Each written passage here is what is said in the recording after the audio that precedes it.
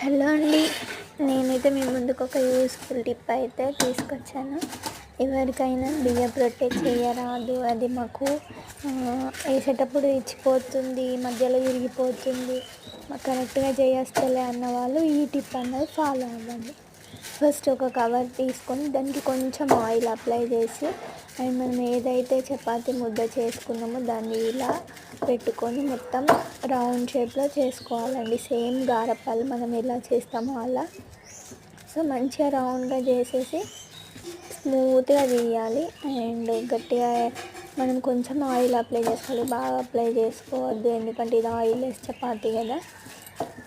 So నీట్గా ఇలా మొత్తం సన్నం చేసుకొని, బాగా సన్నం చేసుకోవద్దు, బాగా లావు చేసుకోవద్దు, నార్మల్గా చేసుకొని ఇలా మెల్లగా తీయాలి. చూసారండి. అండ్ దీన్ని మనం ఈ ఆయిల్ వేయం, ఈ వాటర్ కూడా పెట్టాము, అదే కాలుతుంది. సో మీరు ఎవరైనా రాని వాళ్ళు ఉంటే ఈ టిప్ అనేది ఫాలో అవ్వండి.